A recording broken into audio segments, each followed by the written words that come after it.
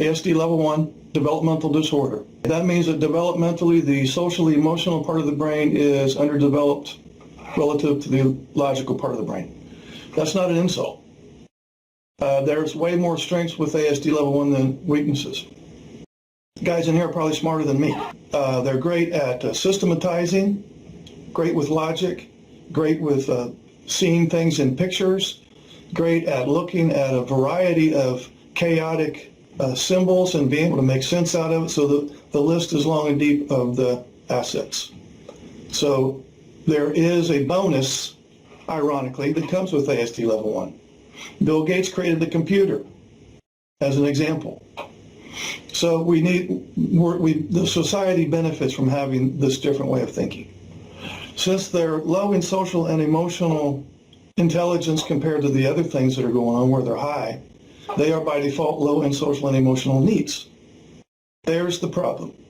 If I suck at riding a unicycle, and it doesn't matter how many times I practice it, I still can't get it, I'm by default not going to have any need to ride a unicycle. So the NTYs in here, opposite.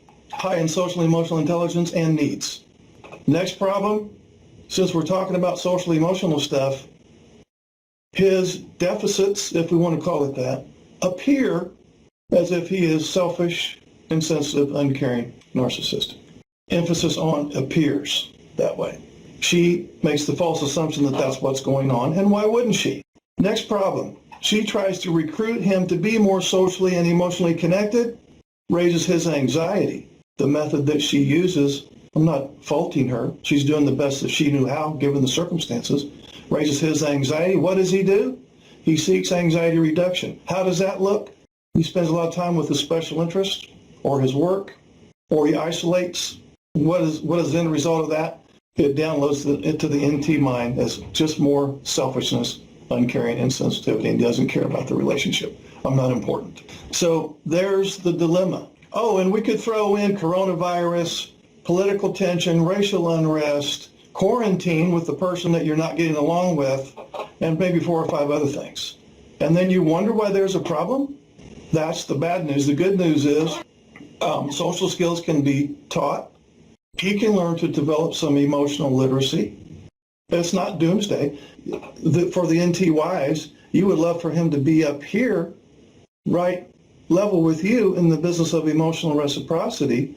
That's never going to happen.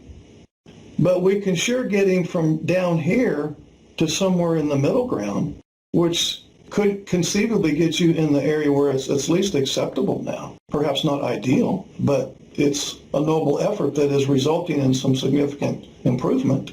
So the question then becomes, okay, well, what can we do? Well, the first thing we just did is we established the fact that a lot of this behavior is not intentional, but I'm also going to validate that that doesn't really matter on one hand because unintentional hurtful behavior still hurts. So that doesn't get him off the hook. Having these traits is no license to just go around spraying on people like a skunk because you happen to be high anxiety in the moment. So he can work around his areas of challenge, and he can certainly capitalize on his strengths, which there are many. And when he has his blind spots, she can be some version of a compassionate coach that wouldn't take much time or energy to pull that off.